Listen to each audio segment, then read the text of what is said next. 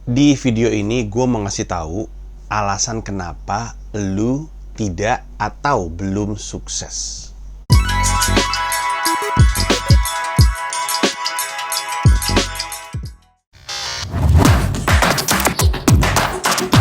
Selamat datang di Komika Afterlife. Komedi Rantau. Di sebuah acara aneh. Gak dong, aku masuk surga karena aku cinta sama Lantas apa rahasia Kopral Subagio bisa seperti itu?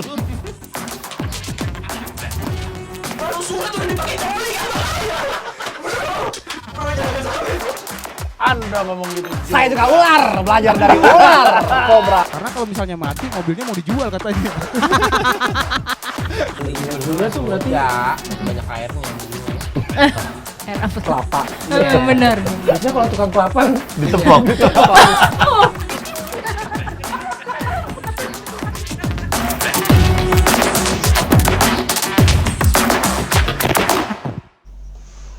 Gue mau cerita sesuatu yang jadi bagian dalam hidup gue, tapi orang sebenarnya nggak tahu ada fase tersebut. Orang tahu rangkaian fasenya, tapi yang ini tuh nggak pernah gue ceritain. Jadi selalu gue ilangin. Gue sering bilang bahwa, dan ini gue bilangnya di banyak kesempatan, di banyak wawancara, bukan cuma di YouTube gue, tapi di banyak YouTube orang. Gue bilang bahwa dari gue SMA, dari gue kuliah, gue tuh suka mikir, gue ini pinter ngomong, kuat ngomong lama, seneng bikin orang ketawa. Harusnya tuh gue jadi apa ya? Yang akhirnya membuat gue berpikir, harusnya mungkin gue jadi stand up comedian gitu. Di banyak wawancara gue cerita kayak gitu. Dan memang itu betul. Tapi sebenarnya ada satu lagi yang gak kesebut dari pemikiran gue pada saat itu. Waktu itu gue mikir kan soal gue ini kuat ngomong lama, pinter ngomong, dan bisa bikin orang ketawa. Nah sebenarnya ada bahasa Inggrisnya bagus. Gue tuh sempat mikir, kemanapun gue pergi, bahasa Inggris gue tuh relatif di atas teman-teman yang lain. Dari dulu tuh, dari gue SMA, gue kuliah, memang banyak yang bahasa Inggrisnya bagus, tapi maksud gue kalau di rata-rata, bahasa Inggris gue tuh di atas yang lain. Dan sehingga kemampuan bahasa Inggris gue ditambah dengan kemampuan gue berbicara, dan kuat ngomong lama, dan bisa bikin orang ketawa, dikombinasiin tuh gue selalu mikir, ini tuh apa? Kenapa gue kuat ngomong lama, pinter ngomong, bisa bikin orang ketawa, dan bahasa Inggrisnya di atas rata-rata? Ini tuh valid kemanapun gue pergi. Dari SMA terutama, SMP masih numbuh, SMA, kuliah. Dan gue tuh ngerasa pasti ada pekerjaan di mana gue tuh klop dengan skill set ini. Nah awalnya memang gue pikir penyiar radio, karena penyiar radio kan memang siaran kadang-kadang bisa lama, 2 jam, sejam, terus udah gitu bisa bikin orang ketawa, dan harus bahasa Inggrisnya bagus kalau jadi penyiar. Ketika gue mulai jadi penyiar, gue nggak tahu ketika jadi penyiar atau sebelum jadi penyiar, gue lupa. Tapi sebenarnya gue tuh punya cita-cita yang sangat ingin gue capai pada zaman itu. Dan itu adalah menjadi VJ MTV. Lalu mesti ingat bahwa gue tuh tumbuh besar di generasi 90-an. 90-an tuh MTV itu lagi meledak-meledak kayak di Indonesia. VJ Sarah, ini jauh sebelum VJ Daniel nih, jauh sebelum itu. VJ Sarah, terus siapa namanya tuh? Nadia Hutagalung. Terus ini ada lagi nih yang cowok ini, Jamie Aditya. Itu tuh angkatan awal tuh. Dan itu kan keren-keren banget. Dan gue waktu itu pengen banget jadi VJ MTV. Pengen banget karena gue ngerasa skill setnya pas gitu. Gue pinter ngomong, gue bisa bikin orang ketawa. Terus udah gitu, apalagi Jamie Aditya waktu itu buat gue tuh lucu sekali gitu. Pendekatannya, caranya dia nge-host tuh keren banget menurut gue. Dan gue ngerasa, dan dengan kemampuan bahasa Inggris gue, wah pas banget nih, gue nih skill set gue tuh VJ MTV banget gitu. Dan gue tuh terobsesi sama ada VJ MTV namanya Carson Daly, mungkin lu tahu. Kalau lu sangkatan sama gue, harusnya lu tahu Carson Daly. Gue bahkan sempet dandan kayak Carson Daly gitu. Wah ini orang keren banget nih. Nah terus udah gitu, suatu hari gue ngeliat atau dikasih tahu ya bahwa ada lowongan atau casting casting VJ MTV. Gue saat itu masih siaran di Hard Rock FM Bandung. Waktu itu ada casting VJ MTV, terus udah gitu castingnya dilakukan di sejumlah kota di Indonesia, termasuk di kota Bandung, dan penyiar-penyiar sekota Bandung tuh di audisi. Nah, gue pengen banget jadi VJ MTV dan gue pede banget bahwa gue bisa waktu itu. Bahkan gue inget banget gue sampai bisa, si Jamie Aditya tuh pernah bawain acara MTV Dangdut kalau nggak salah, di mana di salah satu bumpernya tuh dia nyanyi yang putus lagi. Gue sampai hafal gitu saking gue sukanya gitu.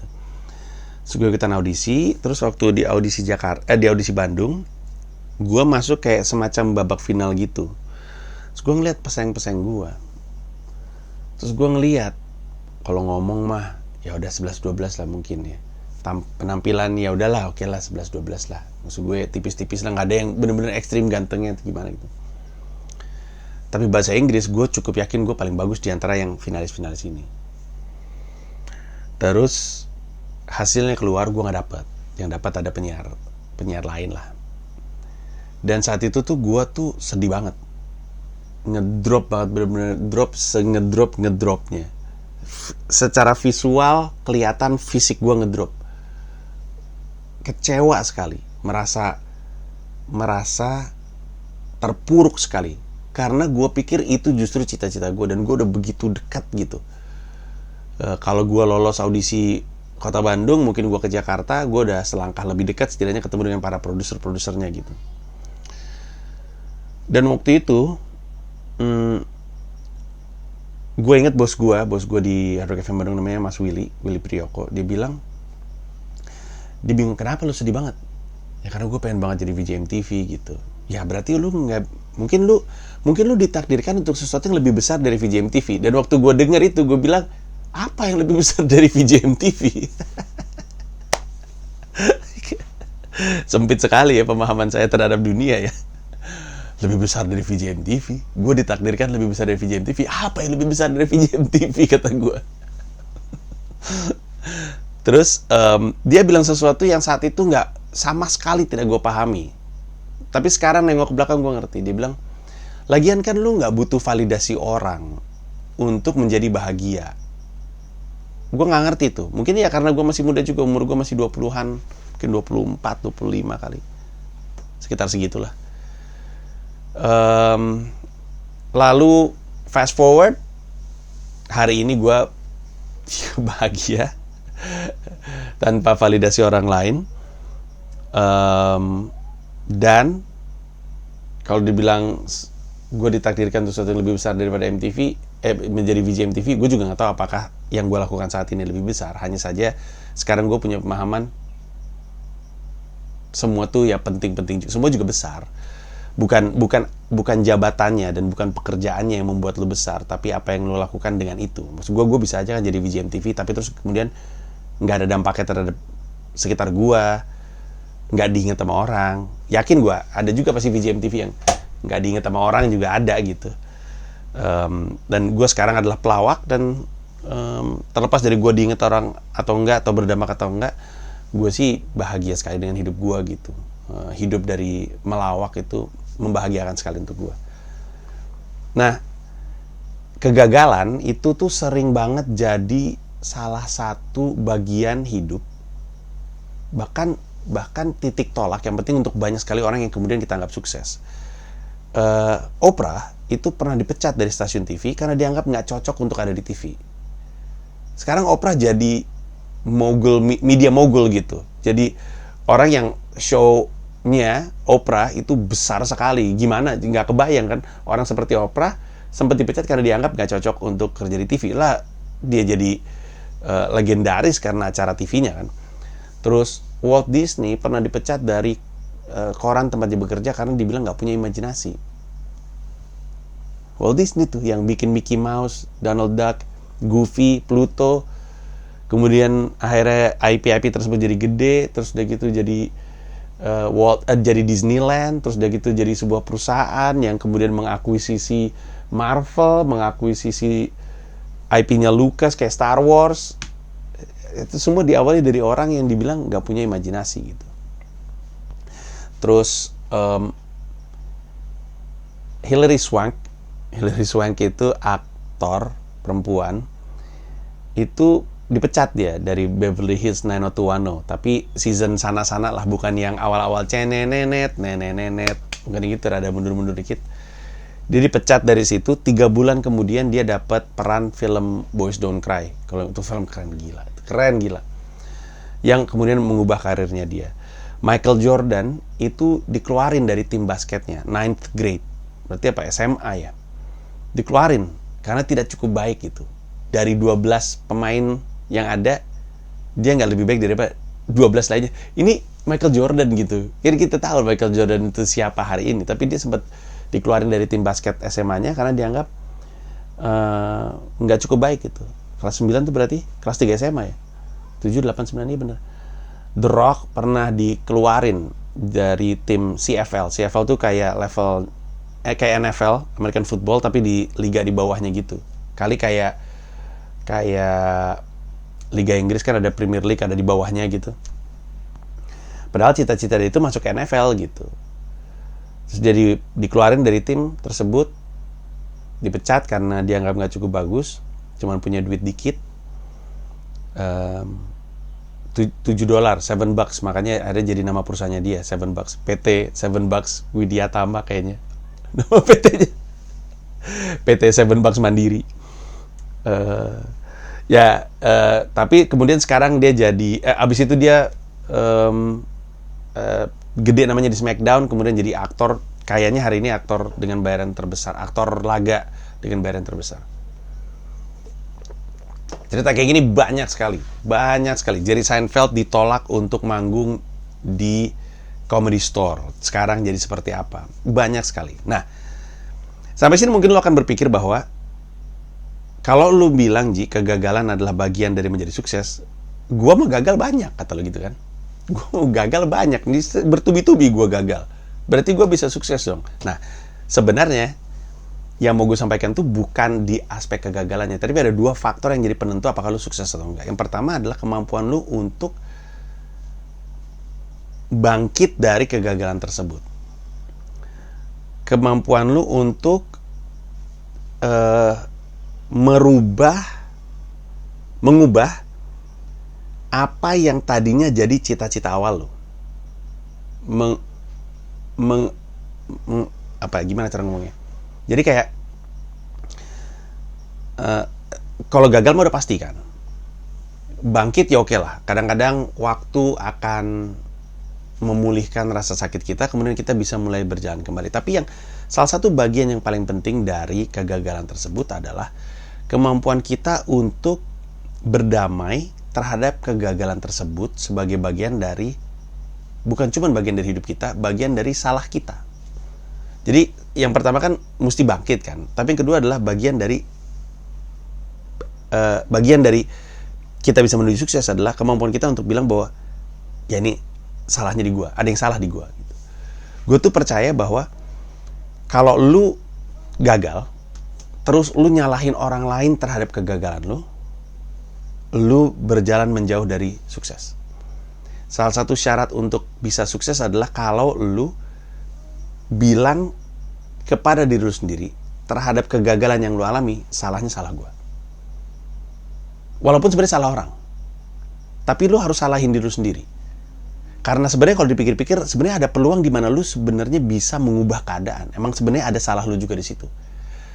Kalau kita belajar untuk nyalahin diri kita, kita aja bertumbuh sebagai manusia. Ketimbang kesalahan terjadi, kita selalu nyalahin orang-orang sekitar kita, selalu eksternal, seakan-akan kuasa hidup kita tuh ada di tangan orang. Kita jadi nggak punya daya gitu.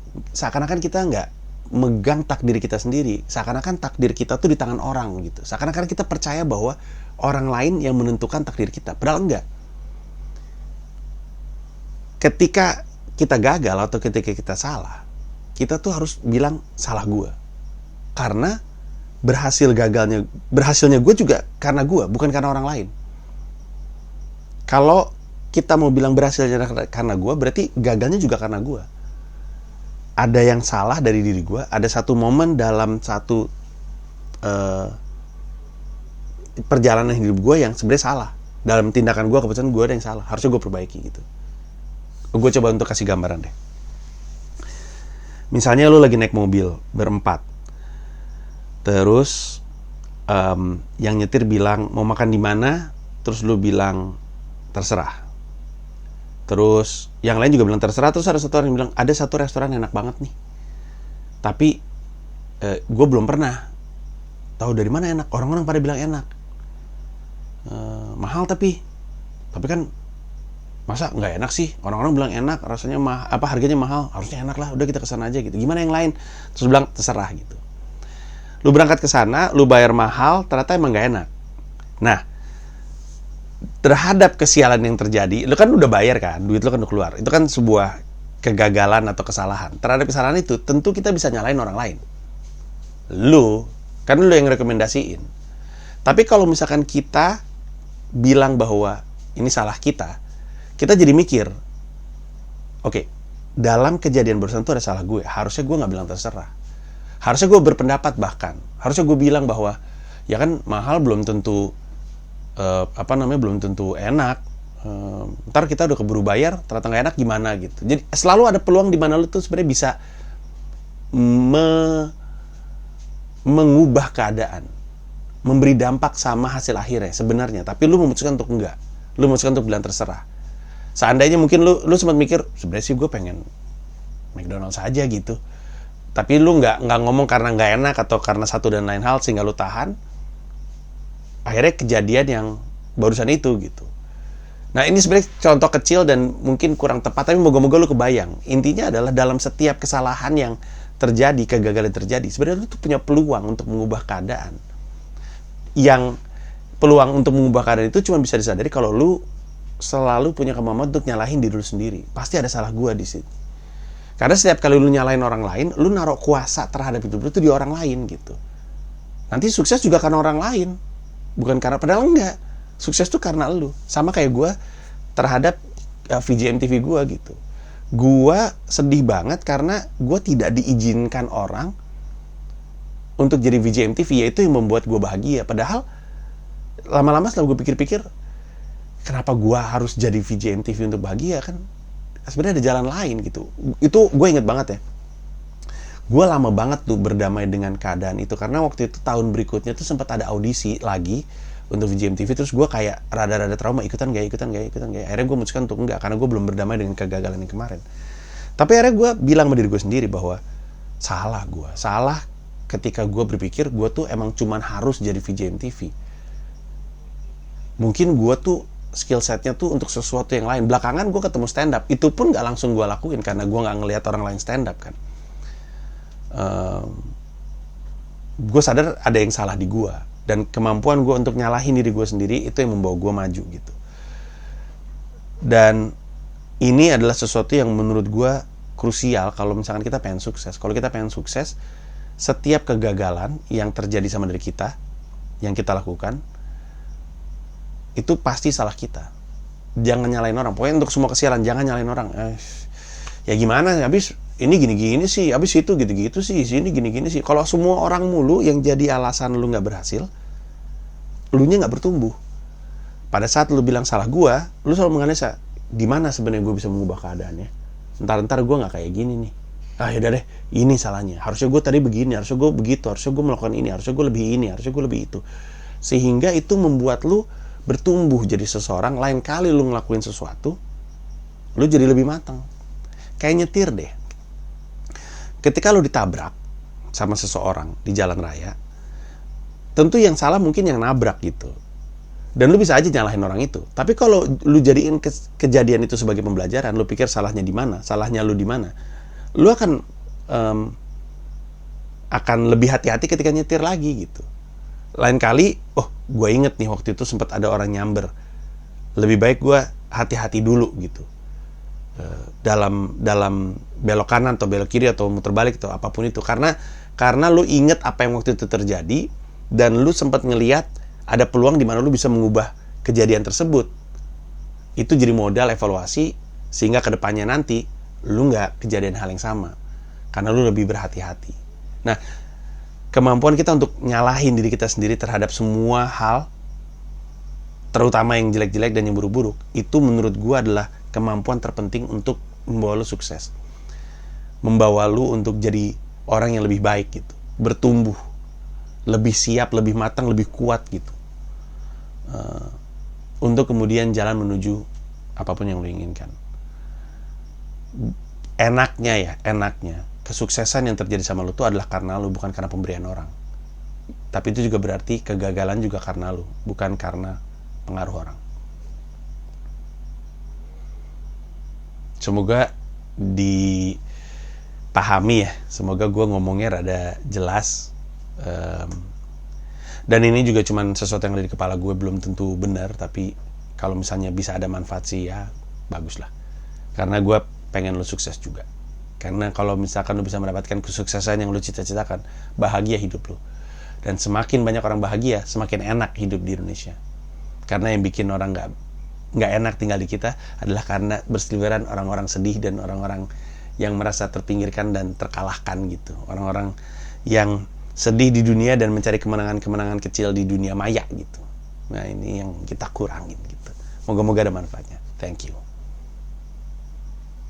Ya udah, goks.